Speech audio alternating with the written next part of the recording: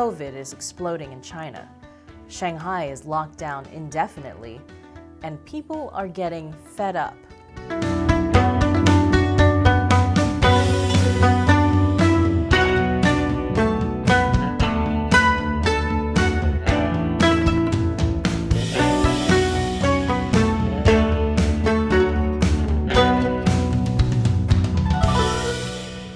Welcome to China Uncensored.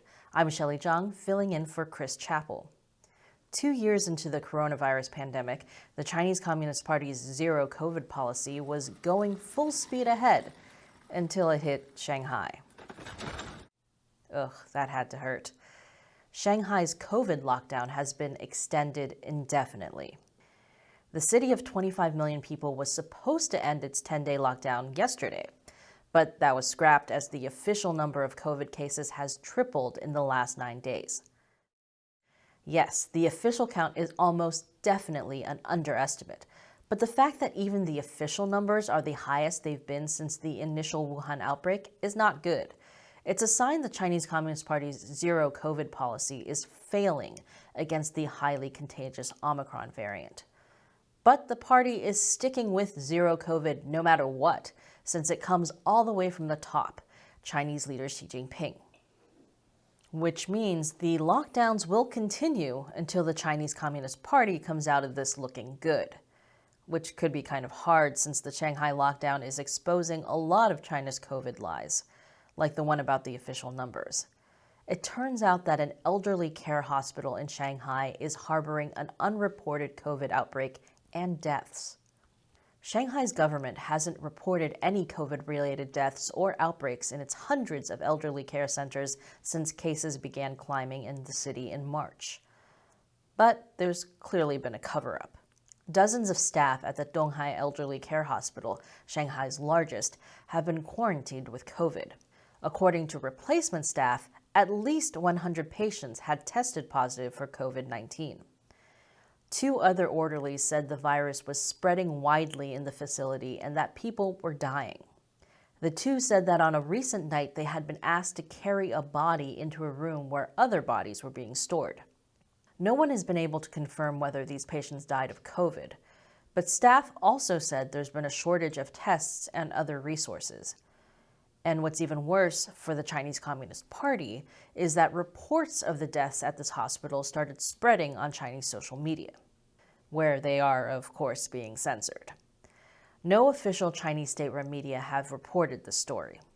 Caixin, which is not state-run, attempted to report on the hidden deaths at Donghai. Their story lasted an hour before it was disappeared. Sixth Tone is an English-language website that's owned by a Shanghai state media company. They can sometimes get away with more reporting since they're supposed to be a softer state-run media for a foreign audience.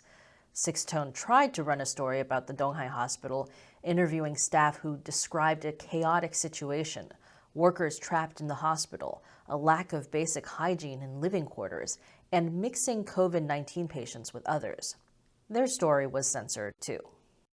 The COVID cover-up at this elderly care hospital is especially sensitive for the Chinese regime. It contradicts their biggest propaganda, that China's authoritarian zero COVID policies are justified because they're saving lives. Lockdowns have been working for the Chinese Communist Party because their authoritarian system is set up for this kind of intense social control. But now they have a population with little natural immunity, and they've been giving people vaccines with lower effectiveness. China also has problems with a low vaccination rate among the elderly, at least partly because of a unique vaccination strategy. Chinese policymakers focused on vaccinating cold chain workers, border and port inspection workers, and others handling imported goods or interacting with foreigners over inoculating the elderly. Why did they do that instead of focusing on the more vulnerable elderly population? Propaganda. The Chinese Communist Party doesn't want to be blamed for the COVID pandemic. So for the past 2 years, it's been blaming COVID in China on foreigners and foreign goods, like Maine lobsters, Canadian mail, and frozen foods. China is the only country in the world freaking out about this stuff, But when you spend years claiming that foreign goods are the most dangerous transmitters of an airborne respiratory virus, you have to follow that up by vaccinating people who handle foreign goods instead of vulnerable elderly people. And if that leads to a lot of preventable deaths, you've got to cover that up. But those aren't the only lockdown deaths in Shanghai. People are dying from not being able to get medical care. There have been multiple reports of people not being able to get dialysis and dying of asthma attacks. The New York Times spoke to one man whose father died 2 days after testing positive for COVID. But his father didn't die of COVID. His father had diabetes and kidney failure. While waiting in an 8-hour line for COVID treatment, he ran out of medication and couldn't get emergency dialysis. He ended up dying of heart failure.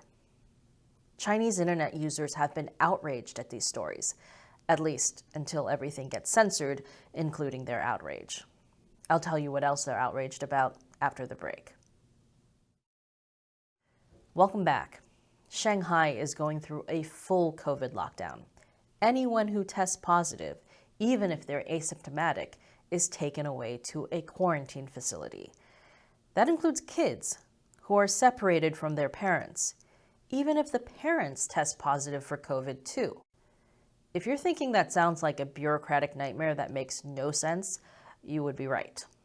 A video started circulating on Chinese social media showing children at one hospital, crying infants and toddlers unsupervised, sometimes 3 or 4 to a bed, with almost no adults around. That video was, of course, censored.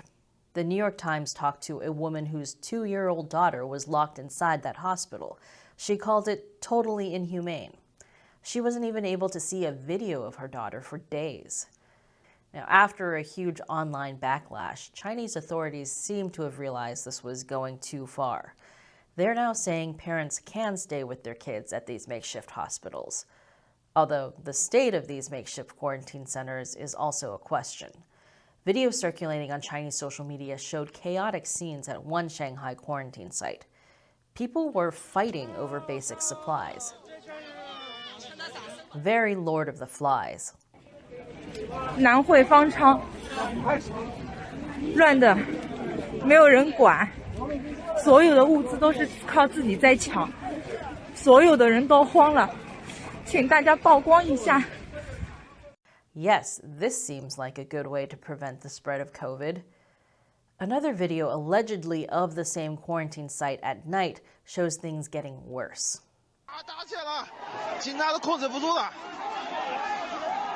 With videos like this, it's no surprise that some people are more afraid of being sent to a quarantine site than they are of getting COVID. But even for people who are just stuck in their apartments during the lockdown, getting food has been a problem. With no one actually allowed to leave their homes, people have been relying on deliveries, which doesn't always work out.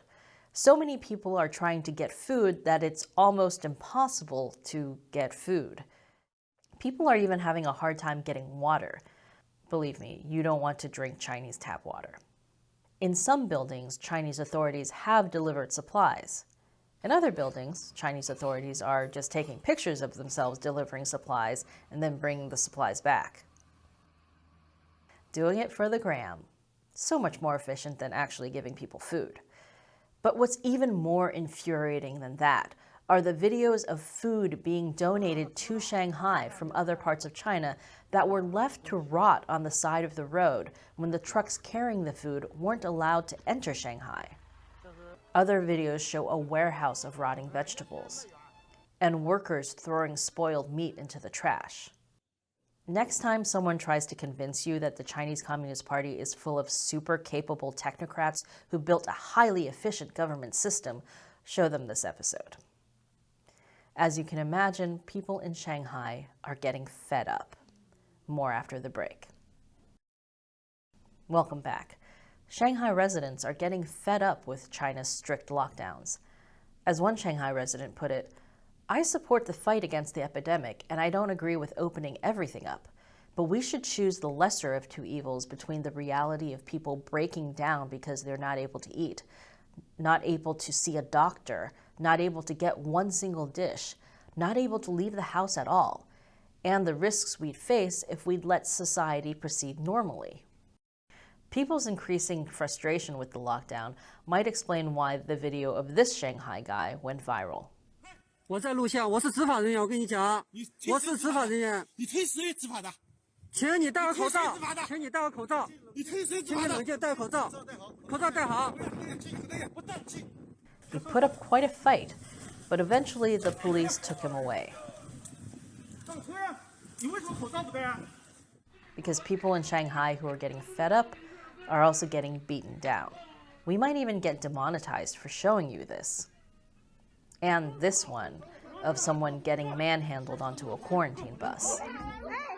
And this one of people being dragged and carried screaming to quarantine. But even if we get demonetized, we think it's important to expose the brutal reality of the Chinese Communist Party's zero COVID lockdown, something the Chinese regime does not want people to see, judging by how fast they're censoring these videos on social media.